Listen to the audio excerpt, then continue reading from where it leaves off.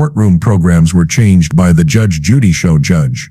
Judge Judy herself then disappeared after 25 years of controlling courtroom shows.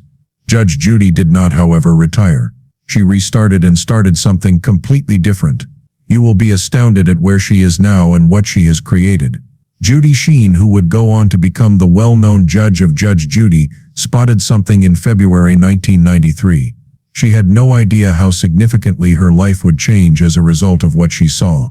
Judy was able to pass the New York State Bar examination in 1965. She entered the corporate sector right away, working for a cosmetics company as a corporate lawyer. But something was wrong. She discovered after 2 years that she wasn't getting the fulfillment she desired from her career. She therefore resigned and made the decision to focus entirely on her kids, Adam and Jaime. She then made the decision that it was time to return to work in 1972. However, she wants something that would satisfy her rather than irritate her. She chose to apply after learning from a friend about a position as a prosecutor in the New York family court system. Judy was employed because she was deemed impressive. Judy quickly rose to fame, and in 1982 New York Mayor Ed Koh appointed her as a criminal court judge due to her severe demeanor. She was elevated to supervising judge in the Manhattan Division of the Family Court by 1986. Her approach to justice was characterized as firm and occasionally severe. Judy, however, would never agree. But it was that look that brought her fame. Heidi Getlin asked her husband Josh to write a piece about her because of her notoriety. In a piece about Judy, Josh, a writer for the Los Angeles Times, characterized her as a lady who was committed to ensuring that the legal system served the public interest. Judy benefited much from the essay since it attracted Kay's attention. Switzer and Sandy Sprayman were employed by the talent management firm Rebel Entertainment. They brought Judy to the attention of CBS, which then featured her in an episode of CBS's 60 Minutes. Judy immediately became a national celebrity as the audience adored her during the segment. Judy chose to take advantage of her growing popularity. Thus in 1996 she penned "Tell Me It's Raining" and "Don't Pee on My Leg." Judy later retired from her position as a family court judge, having presided over 20,000 cases. People were unaware that Judy had a cause for leaving her position. The audience was left wanting more after her performance on CBS's 60 Minutes. A show concept similar to People's Court was developed by Rebel Entertainment and its team, and they presented it to CBS. Judy was asked to serve as the judge of the court program that would bear her name because they thought it was a great concept. She agreed, but she didn't enjoy the performance. She and her boyfriend didn't click. She had other desires. However, Judy picked up her phone because she remembered someone. Hawkins Bird was enamored with Judy's book after reading a news item about it in 1995. He therefore wrote her a letter in which he offered to put on his uniform again for her if she ever needed one. Before she had even finished speaking, he knew what he would say when his phone rang. Judge Judy was born, and it completely changed television court shows. There was so much chemistry between Judy and Bird. He was the stern bailiff who had no personal stake in the outcome of the case. When litigants wanted to get aggressive, he brought order, and the spectators loved his steady presence. As each case was set to begin, his admirers eagerly awaited his words. "Order, all rise." Judge Judy was more than just the most watched court show with that kind of connection. It was among the most well-liked shows ever. We'll talk about that later. It's unfortunate how things ended between Bird and Judy. 9 to 10 million people watched Judge Judy every day on average. At times it even outperformed the Oprah Winfrey Show's ratings. The show had the greatest rating of any daytime television program at one point. What made it the most watched show? We'll talk about that shortly. The popularity of the show grew until it reached a stage when the public trusted Judge Judy more than all of the U.S. Supreme Court justices. But Judy wasn't viewed by the crowd as just another judge. She was regarded by them as one of the greatest pop culture icons in history. Judge Judy was always mentioned in shows that sought to attract viewers. Even still, the show didn't win any daytime Emmys in spite of the public's love for it. Judy, however, was receiving accolades and awards from a number of sources in spite of this. In February 2006, Judy received a star on the Hollywood Walk of Fame, and in October 2012 she was inducted into the Broadcasting and Cable Hall of Fame. She continued to receive accolades, and in April 2013 the UCD Law Society's vice president presented her with one. Judy, however, wasn't content. She sought a prize for her show. She became anxious, but she had to tell herself that the award-winning shows were cancelled or discontinued. Judge Judy, however, drew a sizable following and showed no signs of stopping even after losing. But in 2013 a significant event occurred. Judge Judy eventually received its first Emmy after 15 nominations, which paved the way for the show to win numerous other honors. In 2016 and 2017 it took home another Emmy. Judy herself kept receiving honors, and during the 2014 Heroes of Hollywood she was given the Hollywood Chamber Community Foundation's Mary Pickford Award. But if you ask Judy, her greatest achievement might be the Guinness World Record she earned on September 14, 2015 as the longest-running courtroom show and the longest-serving judge or arbiter in the history of courtroom-themed programming. Judge Judy was making a lot of money from the show in addition to the prizes she received. She made so much money that it made news. She made about $25 million a year at the beginning of 2005. Her net worth increased to $95 million as a result, and she rose to the 13th position on Forbes' list of the 20 wealthiest women in entertainment. Even while not everyone was happy with her fortune, some thought it was unjust that she was making so much money while judges who were in charge of the daily court proceedings were making far less. Judge Judy received additional criticism, which will be discussed later. Judy loved what she was doing and the power she had over the audience, but she was tired despite her affluence. She therefore became even more passionate about her work when the studio chose to raise her pay to $45 million annually. However, there was something about this rise. The audience continued to enjoy the event and appreciated Judy's presentation of what they would like to see in the actual legal system. The audience expected litigants to receive justice quickly, free from protracted appeals, procedural hiccups, lawyer meddling, and technicalities. Because of her decades of expertise in family court, fans praised her brilliance and dubbed her a human lie detector. They saw Judy as a true justice warrior who, with her words, put an end to evildoers. But this was not the case for everyone. Some fans thought Judge Judy wasn't as excellent a judge as many thought she was, even though many praised her early Judge Judy programs for their justice and patience. They've even asked whether she can be disbarred. They claimed that she had prejudiced against particular groups, interrupted plaintiffs, and prejudged cases. These opponents claim that Judy becomes vile and contemptuous whenever she has to interact with those who are low income or struggling on public assistance. But a lot of people were unaware that Judge Judy had a problem.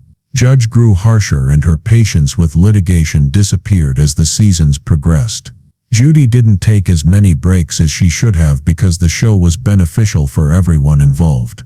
Even taking a break would have been impossible for her. The show paid litigants to appear, and their fees may range from as little as $100 to as much as $500, the highest pay, based on a number of variables such as how much time they spent on television. Some litigants received as much as $250. This payment is made after the show provided them with Hollywood accommodations covering all or almost all of their costs while filming.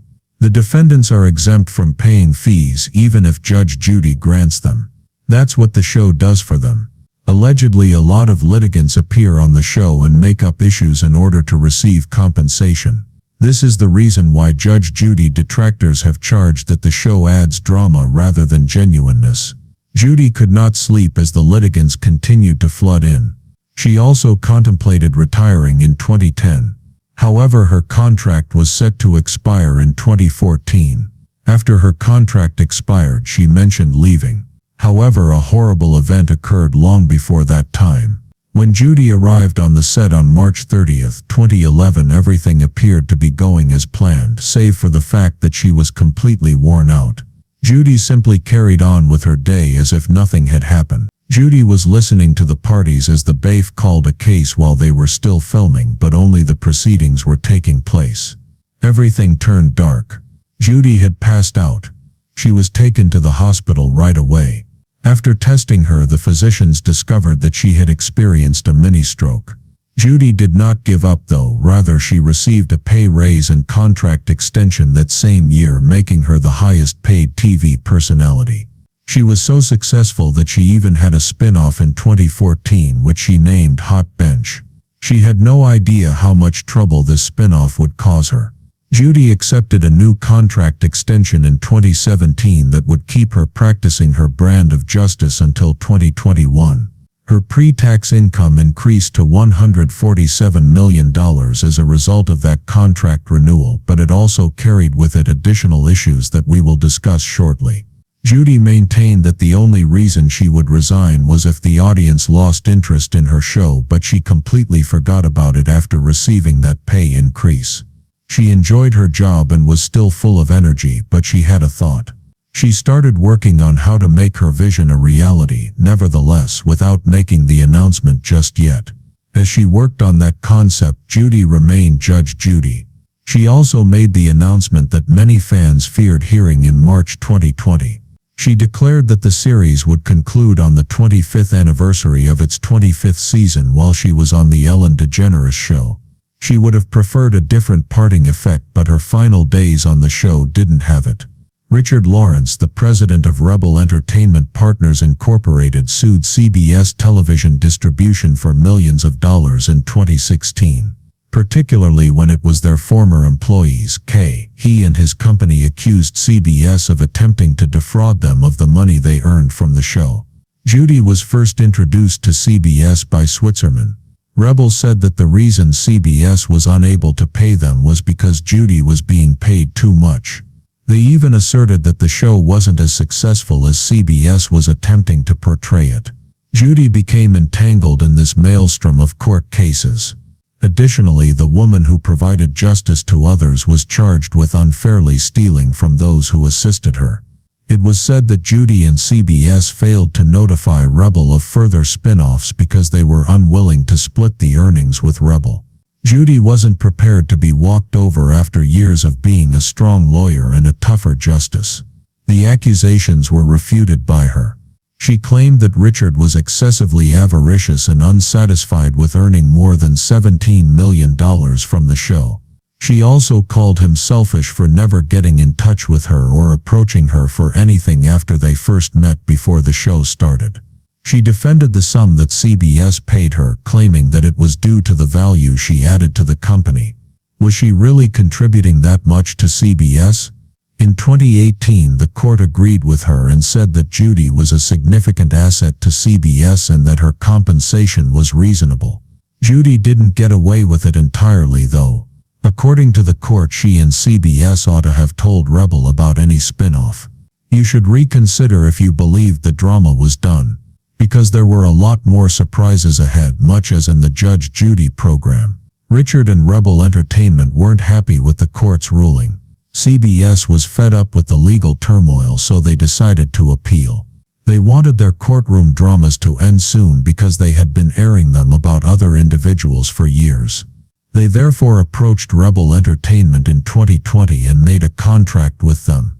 Rebel pushed for another lawsuit because they thought they had CBS where they wanted them. They joined Judy as a defendant this time. But enough was enough for her. She refused to do business with Rebel and filed a $22 million countersuit against them, alleging unfair business tactics. The conflict continued, but Judy encountered a problem. If she desired a case, the judge asked her to countersue CBS as well. Judy had to make a decision.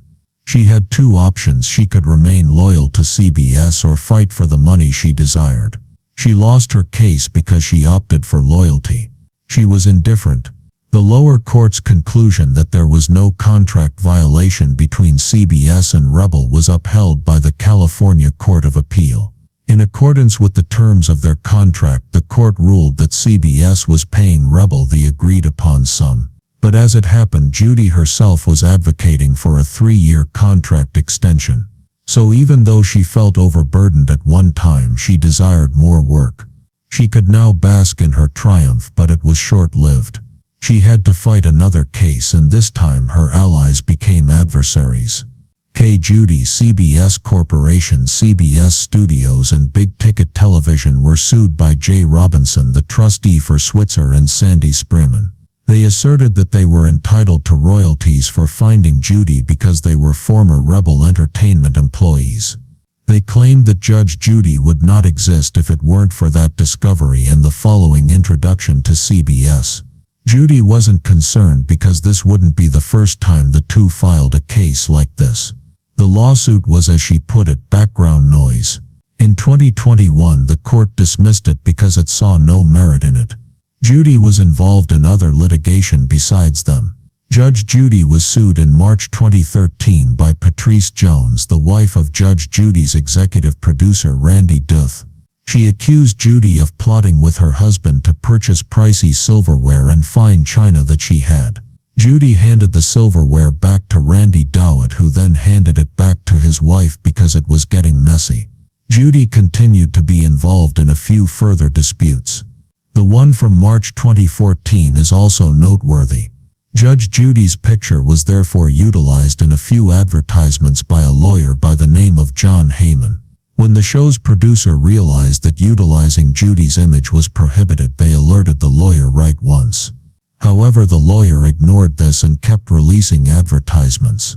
Judy filed a lawsuit since she didn't like this. She claimed that Heyman and his legal practice had given the false impression that Judge Judy had personally approved of Heyman's practice by utilizing her picture in television advertisements without her consent. But Heyman was not going to back down. Additionally, he sued, alleging that Judy had slandered him and his company. He said that he just complied with requests from local TV stations to appear in promotional videos for Judge Judy's show. But that didn't appeal to anyone. In realizing that he would lose, Judy backed out of the lawsuit after Heyman made a donation to her organization. Heyman seemed to have forgotten Judy's toughness. She got to where she is now because of her toughness. Judy has no intention of retiring after Judge Judy's broadcast ended. With all that leisure, what would she do? Rather than retiring to spend time with her elder grandchildren, she worked with them to produce something. Judy had a strategy before Judge Judy concluded. Her goal was to develop a new courtroom program that would appeal to younger audiences and be a spin-off of Judge Judy. Judy Justice was her creation. She chose to work with her granddaughter since she required a younger person's assistance to accomplish that. She chose not to perform in the new performance with Baff Bird. Nevertheless, in an effort to appeal to a younger audience, she informed Bird that she was unable to cover his salary. Bird was taken aback by this, believing that Judy should have consulted him before making the choice for him because she had been there for a long time. Despite his pain, Bird decided it was time to move on. Fans, however, disagreed. Judy's treatment of Bird would not be the first time she did this. When the show wasn't on, she kept him at a distance and never once treated him like a buddy. This didn't bother Bird, but the show won the first Emmy. He was depressed. He didn't even seat in the same row as Judy. He was seated 20 rows behind him. Additionally, Judy allowed someone else to present the award to her when it was time to do so. When fans realized this, they weren't prepared to let her act in such a way again. Fans chastised Judy for her actions when the new show Judy Justice debuted and they realized it wasn't their favorite man playing Balef. Then the true cause became apparent. Judy wanted someone who could appeal to the younger generation, therefore she refused to let Bird join her on the new show. She almost alienated her core constituency by doing that. Judy instantly brought Bird back, but with a twist after realizing her error. She proposed to cast him as the Baffin Tribunal Justice, another spin-off program. Judge Judy, where are you now? She is even more well known now than she was before becoming Judy Justice.